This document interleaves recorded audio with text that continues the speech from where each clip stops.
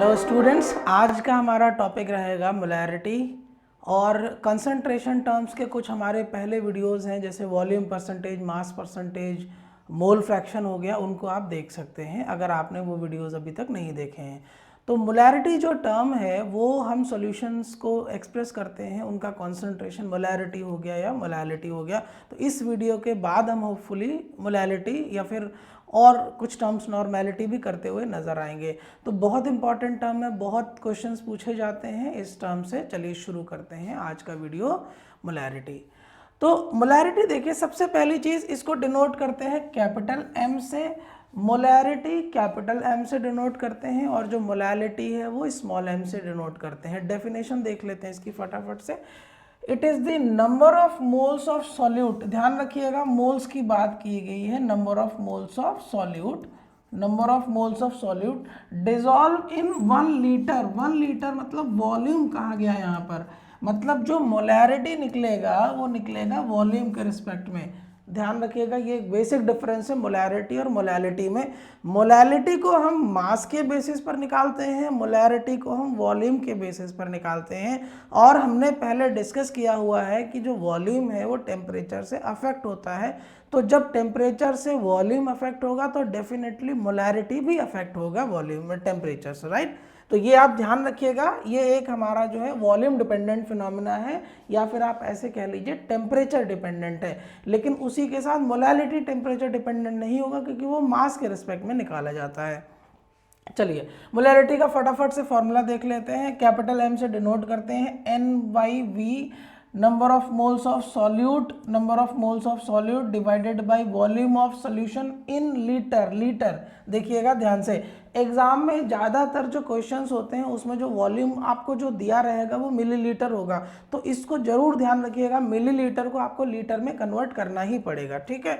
Unit जो इसकी होती है मोल्स पर लीटर, यहाँ से आपको मोल मिल जाएगा और यहाँ से ये लीटर मिल जाएगा, यूनिट इसकी मोल पर लीटर आ जाएगी। तो मोलैरिटी जो हो गया हमारे पास क्या बताता है, क्या रेशियो है मोल्स ऑफ सॉल्यूट का वॉल्यूम के साथ, वॉल्यूम ऑफ सॉल्यूशन, सॉल्वेंट का नहीं, वॉल्यूम ऑफ सॉल्यूशन, राइट। चलिए आगे बढ़ते हैं इसी में। अब मोलैरिटी को कुछ उसके लिए जो मोलैरिटी है उसमें कुछ इंपॉर्टेंट चीज़ें हैं वो देखते हुए चलते हैं।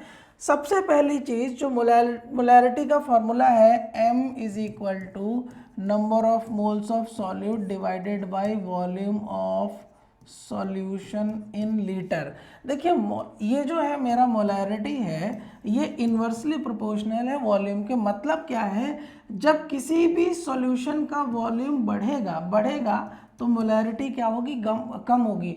अच्छा, वॉल्यूम सॉल्यूशन का कब बढ़ेगा, ज़्यादातर केसेस में वॉल्यूम बढ़ने का जो सेंस होता है वो डाइल्यूशन से रिलेटेड होता है। मतलब जब भी हम किसी का डाइल्यूशन कर रहे होंगे तो एक्चुअली हम लोग वॉल्यूम बढ़ा रहे होंगे। हाँ, कोई कहेगा सर हम सॉल्यूट भी ऐड कर दें तो भी तो वॉल्यूम बढ़ रहा है, बिल्कुल बढ़ रहा है, लेकिन एक कन्वेंशन होता है। तो कन्वेंशन के अकॉर्डिंग जब हम बात करेंगे, अगर कोई आपसे कहे कि हम सॉल्यूशन का वॉल्यूम बढ़ा रहे हैं तो कन्वेंशनली आपको ये सोचना है कि सॉल्वेंट बढ़ाएंगे, सॉल्यूट को कभी मत सोचना। तो वॉल्यूम बढ़ाने का सीधा सीधा मतलब होता है डाइल्यूशन बढ़ेगा, और वॉल्यूम अगर आप घटा रहे हैं तो मोलैरिटी जो होगी बढ़ जाएगी। तो यहाँ पर आप देखिएगा ये इन्वर्सली प्रोपोर्शनल होता है। तो molarity is equal to 1/V। एक तो ये हो गया, जब भी कभी वॉल्यूम चेंज होगा तो मोलैरिटी सॉल्यूशन की चेंज होगी। दूसरा जो मोलैरिटी है वो टेम्परेचर से भी अफेक्ट होती है। अब टेम्परेचर से किस तरीके से अफेक्ट होती है वो देखिएगा। Molarity changes with temperature because volume depends on temperature. एक फॉर्मूला हमने पढ़ा हुआ है पहले से, PV = nRT, या फिर आपको पता होगा बॉयल्स लॉ और चार्ल्स लॉ। नहीं पता है तो कोई ज़रूरत नहीं, आप एक ये फॉर्मूला याद रखिए कैरेक्टरिस्टिक गैस इक्वेशन का। तो जो वॉल्यूम है यहाँ देखिएगा, जो वॉल्यूम है ये डायरेक्टली प्रोपोर्शनल है टेम्परेचर के। दूसरा जो वॉल्यूम है वो इन्वर्सली प्रोपोर्शनल है प्रेशर के।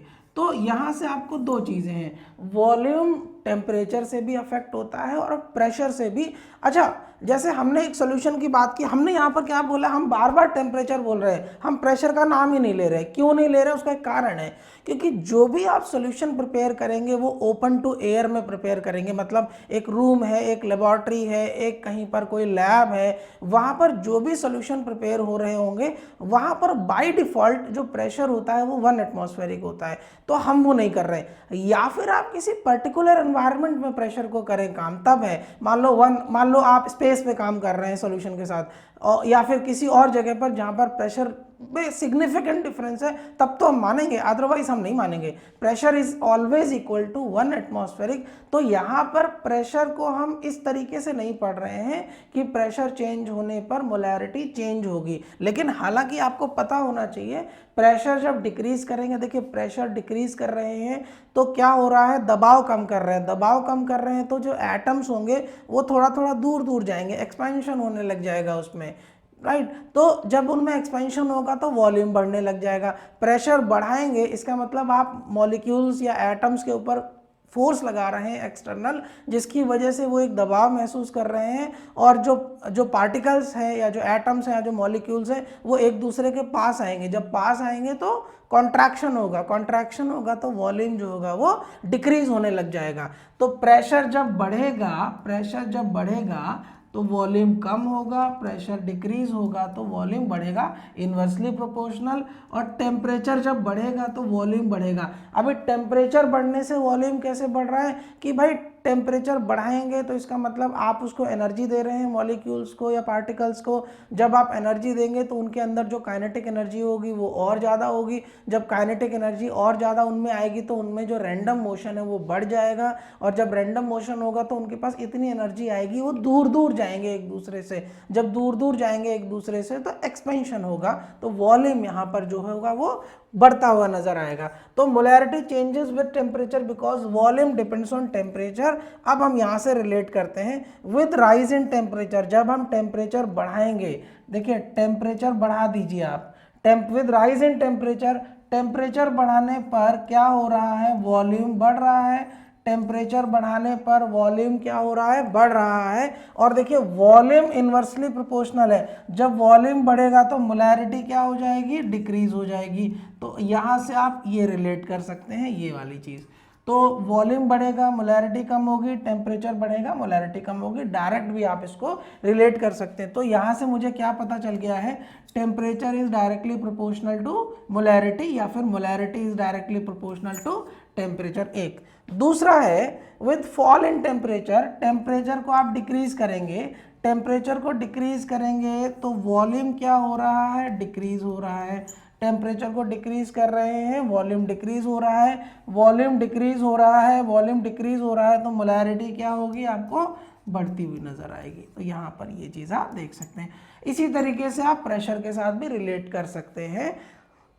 कभी कभी क्वेश्चंस जो है कॉन्सेप्चुअल क्वेश्चंस जब आते हैं तो हो सकता है आपसे इस तरीके के क्वेश्चंस जो है वो पूछ लिए जाएं। चलिए नेक्स्ट आगे आते हैं। अगला पॉइंट है जो इसमें बहुत इंपॉर्टेंट है फॉर डाइल्यूशन। नॉर्मली आपने देखा होगा कि क्वेश्चंस में क्या होगा, या जब आप पढ़ेंगे तो आपको कुछ ऐसे क्वेश्चंस मिलेंगे जहां पर हम डाइल्यूशन कर रहे होंगे, मतलब वॉल्यूम का जो सोल्यूशन है वो बढ़ा रहे होंगे, ठीक है। तो जब हम डाइल्यूशन करेंगे तो फिर ऑब्वियसली वॉल्यूम बढ़ेगा। तो हमने क्या बोला है, वॉल्यूम चेंज होगा तो मोलैरिटी चेंज होगी, मोलैरिटी चेंज होगी तो कितनी चेंज होगी, उसको कैसे हम फॉर्मूले के साथ रिलेट करते हैं। तो बहुत नॉर्मल सा फॉर्मूला है, m1v1 is equal to m2v2। m1 मेरा क्या हो जाएगा, molarity of the given solution, जो पहले सोल्यूशन आपको दिया गया है, ठीक। मान लो ये कोई सोल्यूशन है, इसकी मोलैरिटी m1 है, मान लो सपोज करते हैं इसकी मोलैरिटी 6 है, सपोज इसकी मोलैरिटी 6 है, और इनिशियली इसका जो वॉल्यूम हो गया है मान लेते हैं हम 100 ml मान लेते हैं, 100 हो गया। तो m2 क्या है, molarity of the required solution, जो बाद में जो सोल्यूशन बनेगा, बाद में कब बनेगा, जब मान लेते हैं हम इसको डाइल्यूट कर रहे हैं तो हम इसमें सॉल्वेंट है, सपोज हमने सॉल्वेंट यहाँ पर वाटर लिया है, 100 ml है। अब हम क्या कर रहे हैं, इसको और फर्दर 100 ml, मान लो हम एडिशनल 100 ml इसमें ऐड करते हैं, एडिशनल, ये भी हमारा 100 ml है, एडिशनल अगर हम 100 ml ऐड करते हैं तो क्या होगा देखिएगा। तो V, अब देखिए V1 is the volume of the given solution, V2 is the volume of the required solution. अब रिक्वायर्ड सोल्यूशन मतलब जो बाद में प्रिपेयर हो रहा है उसका फाइनल वॉल्यूम क्या है, तो V2 जो हो जाएगा, देखिए आप 100 पहले था, एडिशनल आपने ऐड किया है, तो V2 जो हो जाएगा वो 200 ml हो जाएगा फाइनल। और अब आपको क्या करना है, M2 निकालना है। वैल्यूज यहाँ पुट कर दीजिए, M1 की वैल्यू 6 है और V1 की वैल्यू मेरे पास 100 है और M2 आपको निकालना है और V2 आपके पास 200 है। तो यहाँ से इसको आप देखेंगे तो यहाँ से जो M2 निकल के आएगा that will be equal to 6 × 100/200। ठीक है, इस तरीके से वैल्यू निकल के आएगी। तो ये कट गया, ये कट गया, 2 3 जा 6, तो देखिए 2 जो मोलैरिटी आपकी जो M2 निकल के आई है वो 3 निकल के आई है, M2 इज इक्वल टू 3। अब देखिए M1 मेरे पास कितना था 6, फाइनल बाद में जो निकल के आया 3। देखिए मोलैरिटी क्या हो रहा है, डिक्रीज हो रही है, वॉल्यूम बढ़ाने पर मोलैरिटी जो होगी वो डिक्रीज हो जाएगी, ठीक है ना। और दूसरा ऐसे थोड़ा सा एक और अंडरस्टैंडिंग आप देख लीजिए, ये बोल रहा है number of moles of solute divided by volume of solution. मतलब अगर मोलैरिटी 6 मैंने बोला था, 6 मैंने मोलैरिटी बोला था M1, इसका मतलब क्या है, इसका मतलब क्या है, अगर आप वॉल्यूम ऑफ सॉल्यूशन डिनोमिनेटर को 1 लीटर ले लेते हैं, इसका मतलब क्या है कि 1 लीटर में कितने मोल्स ऑफ सॉल्यूट हैं, इतने मोल्स ऑफ सॉल्यूट हैं, यही मोलैरिटी बताता है। तो मोलैरिटी क्या बताता है, number of moles of solute in 1 litre of solution. अगर किसी भी सॉल्यूशन की मोलैरिटी है 6 है तो इसका मतलब वो मुझे ये बता रहा है कि 6 मोल सॉल्यूट के प्रेजेंट है 1 लीटर सॉल्यूशन के अंदर। अगर 10 हो जाती है मोलैरिटी तो अभी 1 लीटर के अंदर 10 मोल, इसका मतलब बढ़ रही है मोलैरिटी। अभी हमने जो क्वेश्चन किया इसमें 6 से 3 आ गई है, हमने डाइल्यूशन किया, जब डाइल्यूशन किया तो हमने और ज़्यादा पतला कर दिया है सॉल्यूशन को। जब सॉल्यूशन को पतला करेंगे तो क्या होगा, पर यूनिट वॉल्यूम सॉल्यूशन का जो होगा उसमें नंबर ऑफ मोल्स डिक्रीज हो जाएंगे। तो आप देख लीजिए 6 से क्या हो गया, बाद में 3 आ गया। तो यहाँ पर इस तरीके से आप इन क्वेश्चंस को भी करेंगे। ऐसे क्वेश्चंस अक्सर जो है पूछ लिया करते हैं। तो एक ये इंपॉर्टेंट पॉइंट है डाइल्यूशन वाला, ये इंपॉर्टेंट है। दूसरा, अच्छा यहीं पर मैं बता देता हूँ, अगला वीडियो एक और हम वीडियो लेके आएंगे जो नॉर्मेलिटी पर करेंगे। तो जो मोलैरिटी के लिए ये वाले जो प्रोसेस हैं, डाइल्यूशन हो गया या और भी फर्दर है, वो सारे के सारे अप्लाई होते हैं नॉर्मेलिटी के लिए भी। तो यही फॉर्मूला आप नॉर्मेलिटी के लिए भी करेंगे यूज़। तो नॉर्मेलिटी जब हम पढ़ेंगे तो क्या होगा, N1 into V1 is equal to N2 into V2। बस कुछ नहीं है, जहाँ जहाँ मोलैरिटी है वहाँ वहाँ आप नॉर्मेलिटी ले आएंगे और कुछ भी नहीं करना है आपको। तो ये सॉल्यूशन, ये जो इक्वेशन है या जो हमारे फॉर्मूले हैं एज इट इज यूज होंगे वहाँ पर। अगला इंपॉर्टेंट पॉइंट देखते हैं, molarity of a solution after mixing 2 और मोर सॉल्यूशन। अगर आपके पास 2 सॉल्यूशन है, उनकी अलग अलग मोलैरिटी है, पहला वाला में हम क्या कर रहे थे, डाइल्यूशन कर रहे थे, सॉल्वेंट को ऐड कर रहे थे। दूसरे इस केस में हम क्या कर रहे हैं, हमारे पास 2 अलग अलग सॉल्यूशन है, एक की मोलैरिटी M1 है, एक की मोलैरिटी M2 है। पहले वाला सॉल्यूशन V1 है, दूसरा वाला सॉल्यूशन का वॉल्यूम V2 है। कुछ भी रैंडम वैल्यूज हो सकती हैं। तो अब आपने क्या किया, एक बीकर में आपके पास, एक बीकर में क्या है आपके पास, मोलैरिटी 1 V1 ये है। दूसरे बीकर में आपके पास क्या है, एक दूसरा सॉल्यूशन है जिसका मोलैरिटी M2 है और V2 जिसका वॉल्यूम है। आप इन दोनों को क्या करें, इन दोनों को क्या करें, इस तीसरे बीकर में ऐड कर दें, मिला दें। या फिर तीसरा सॉल्यूशन ले लें M3V3, आप उसको चौथे वाले बीकर में, मतलब तीनों सॉल्यूशन को आप एक जगह पर मिला दीजिए। तब क्या निकल के आएगा, मोलैरिटी जो, मतलब जो आपका जो फर्दर जो बनेगा सॉल्यूशन, जो तीनों को या दोनों को मिला के बना है, उसके लिए फॉर्मूला मेरे पास क्या है, M1V1 plus M2V2 upon V1 plus V2। मतलब अगर ये 2 सॉल्यूशन है तो ये मेरे पास हो जाएगा M3। अगर मान लो M4, मतलब आपके पास 3 है, तो ये मेरे पास क्या हो जाएगा, M1V1 plus M2V2 plus M3V3 divided by V1 plus V2 plus V3। ऐसे कितने ही आपके पास सॉल्यूशंस हों और उनकी सबकी मोलैरिटी अलग अलग है, सबको आपको मिला देना है, जो फाइनल सॉल्यूशन बनेगा उसकी मोलैरिटी क्या होगी, इस वाले इक्वेशन से आप पता कर सकते हैं। इंपॉर्टेंट है, नीट में जेई में क्वेश्चंस यहाँ से बनते हैं, आपसे क्वेश्चंस इस तरीके के पूछे जाते हैं। आप स्क्रीनशॉट ले लीजिए, अदरवाइज अगर आपने कॉपी पेन ले रखा है तो आप इसको नोट कर सकते हैं। इंपॉर्टेंट टॉपिक है यहाँ पर मोलैरिटी वाला। अगला देखते हैं टू कैलकुलेट दी, हाँ ये आपको देखना पड़ेगा, हालांकि इससे क्वेश्चंस कम आते हैं, अंडरस्टैंडिंग बस आप बना लीजिए। नॉर्मली क्या होता है, हम आगे चल के पढ़ेंगे कि, या पहले भी आपने पढ़ा होगा कि एसिड और बेस मिलके जो है सॉल्ट बना रहा है। सॉल्ट बनाने का मतलब है एसिड का कैरेक्टर अलग है, बेस का कैरेक्टर अलग है। एसिड H+ आयन सॉल्यूशन में देता है और बेस जो है OH- आयन दे रहा है। जब भी आप एसिड और बेस को मिलाएंगे तो क्या होता है, हमको एक न्यूट्रल सॉल्यूशन मिलता है सॉल्ट।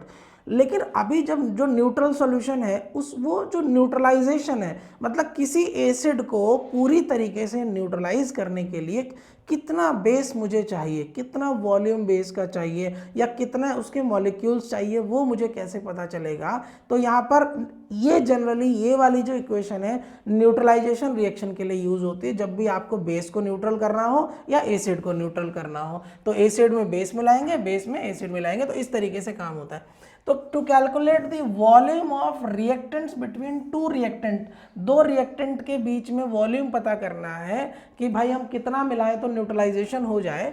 तो न्यूट्रलाइजेशन रिएक्शन के लिए जो M1V1 upon N1 is equal to M2V2 upon N2। अब ये ध्यान रखिएगा, ये नंबर ऑफ मोल्स नहीं है, ये नंबर ऑफ मोल्स नहीं है, ठीक है ना।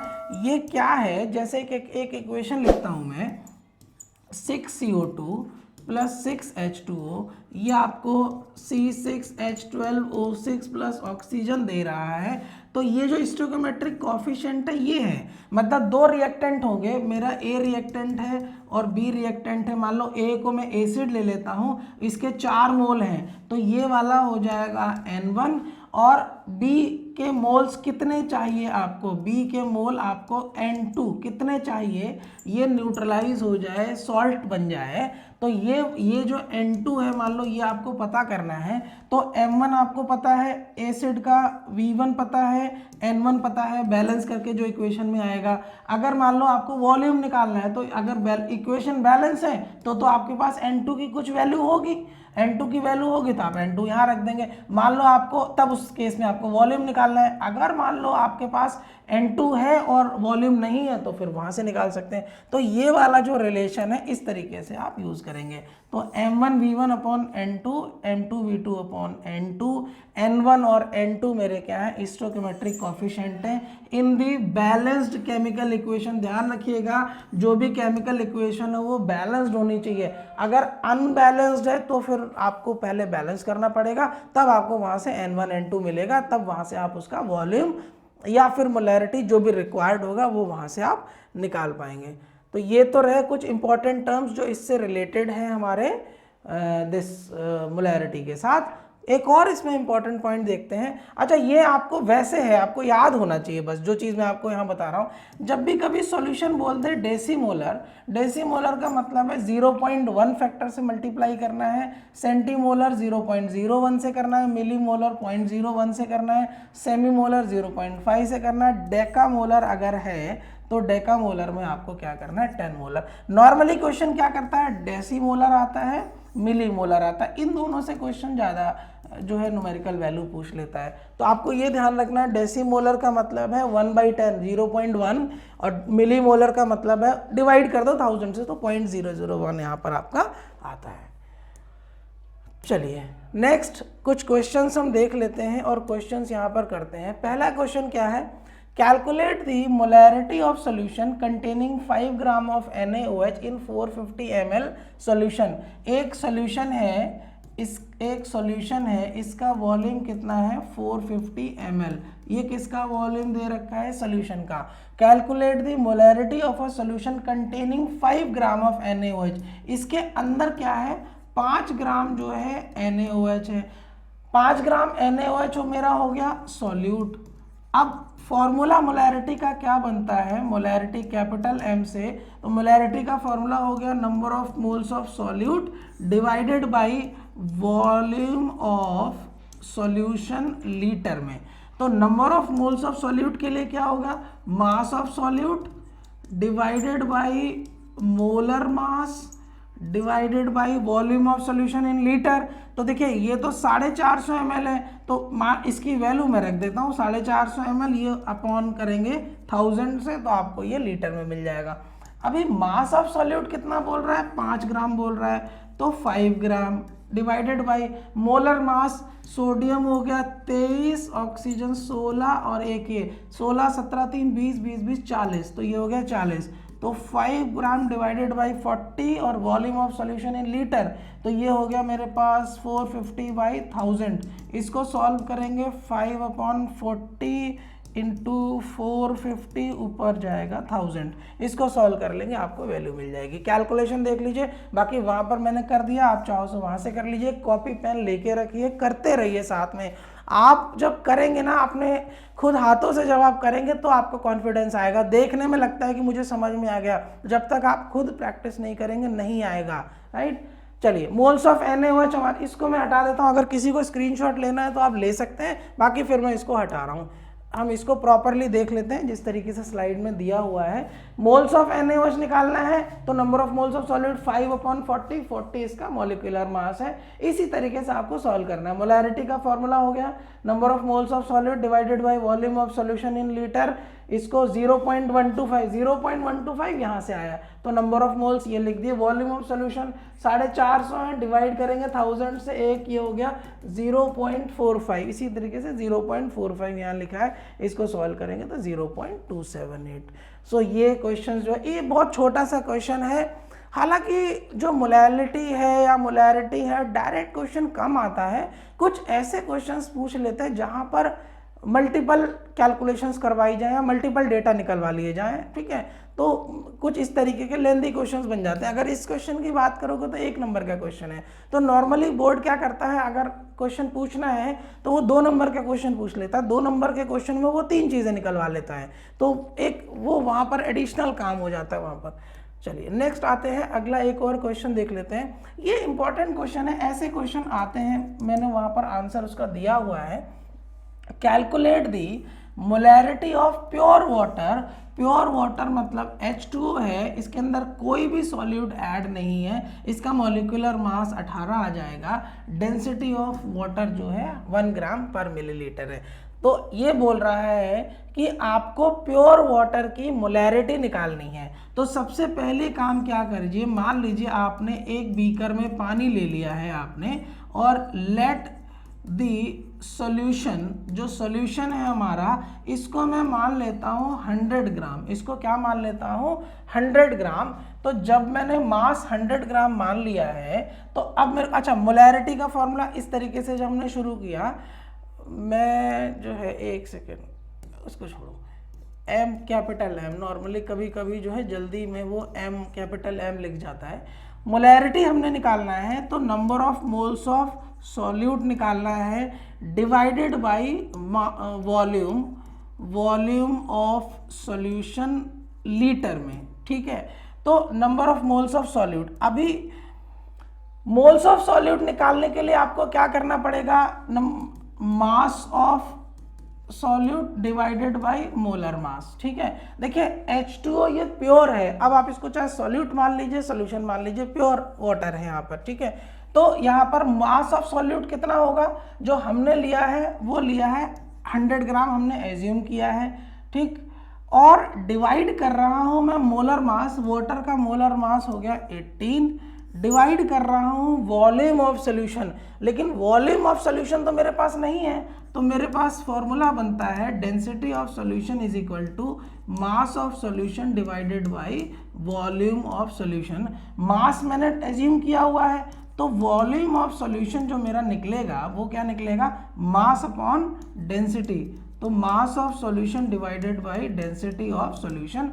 मास ऑफ सॉल्यूशन कितना है 100, डिवाइड कर रहा हूँ डेंसिटी के साथ, तो आएगा 1 आएगा। यूनिट देखिएगा इसकी ग्राम पर मिलीलीटर है, तो यहाँ पर जो मास है ये मैंने ग्राम में लिया हुआ है, डेंसिटी ऑफ सॉल्यूशन ग्राम पर मिलीलीटर है, ग्राम पर मिलीलीटर है, ग्राम ग्राम कट जाएगा, तो यहाँ पर जो वॉल्यूम निकल के आ रहा है वो 100 ml निकल के आ रहा है, ठीक है। तो वॉल्यूम ऑफ सॉल्यूशन कितना है, 100 ml है, और इस मिलीलीटर को हमें लीटर में चाहिए ना, इस मिलीलीटर को करने के लिए हम इसको 1000 से डिवाइड करते हैं, तो हमारे पास फाइनल क्या आता है, 100/18 इंटू 100 और 1000, ठीक।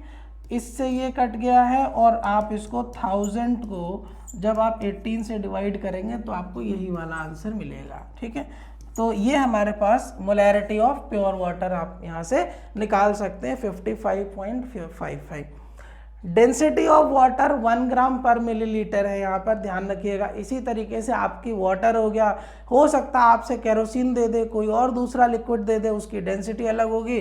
तो आप हमेशा ध्यान रखिए मास ऑफ वाटर या मास ऑफ जो भी लिक्विड आपको दिया है 100 ग्राम मान लीजिए, वहाँ से वॉल्यूम निकाल लीजिए, फॉर्मूला हो जाएगा आपके पास, ईजिली निकल आएगा। तो कैलकुलेट द मोलैरिटी अच्छा क्वेश्चन है, इस तरीके के क्वेश्चन भी आ जाया करते हैं। सो